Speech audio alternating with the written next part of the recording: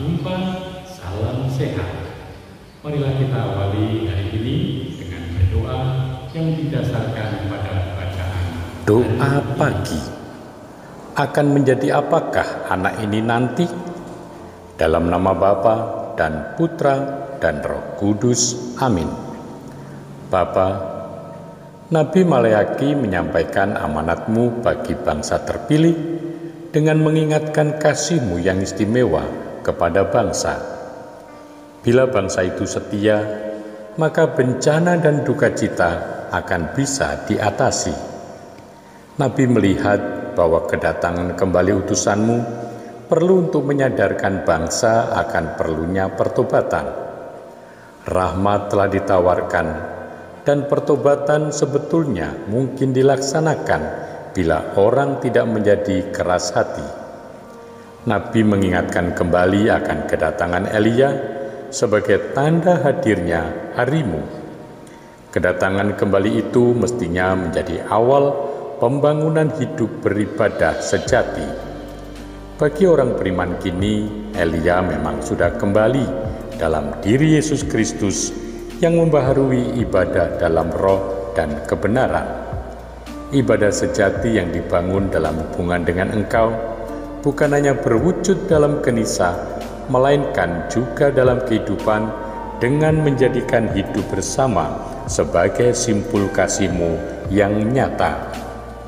Bapa, penginjil merenungkan kelahiran Yohanes Pembaptis dengan pesan yang jelas. Kelahiran memang mengandung sebuah pesan. Pertama, pesan itu terkandung dalam nama. Nama itu bukan cita-cita manusia, melainkan rumusan kehendak-Mu. Nama sudah Engkau pesan agar berkenan padamu. Kehidupan Yohanes Pembaptis ditandai oleh nama yang istimewa itu. Kedua pesan itu terkandung dalam pertanyaan, akan menjadi apakah anak ini nanti?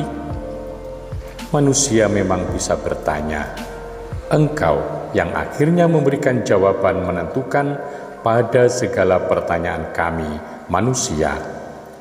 Masa depan Yohanes Pembaptis juga Engkau arahkan untuk melaksanakan kehendak-Mu.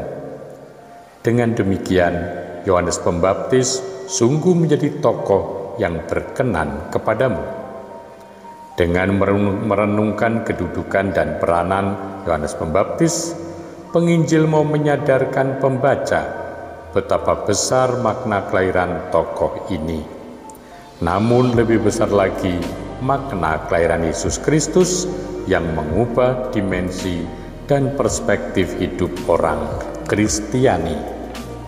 Bapa, bahwa hidup dan panggilan Yohanes Pembaptis dijalankan dengan baik, itu terang-terangan dinyatakan oleh Yesus sendiri.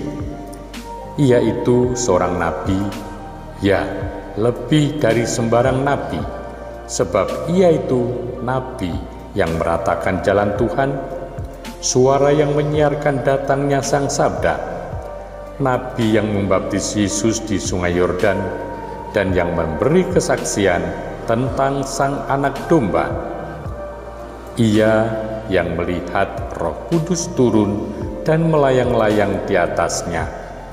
Ia yang sebelum para rasul sudah menjadi murid Yesus sejak kandungan ibu, dan sebagai guru menyerahkan murid-muridnya kepada Yesus.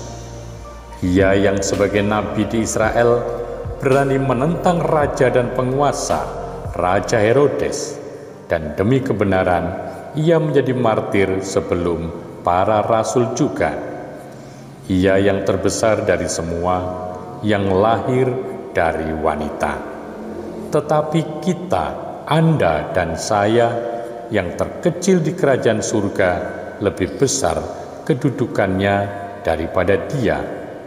Kami sudah masuk dalam perjanjian baru. Bapa, hari kelahiran putramu semakin mendekat. Sabdamu berkenan menjadi manusia dalam rahim perawan Maria dan tinggal di antara kami. Kami mohon semoga ia menaruh belas kasih kepada kami, sebab dialah putramu Tuhan kami, kini dan selama-lamanya. Amin. Semoga Allah memberkati saudari-saudara sekalian, Bapa dan Putra dan Roh Kudus. Amin.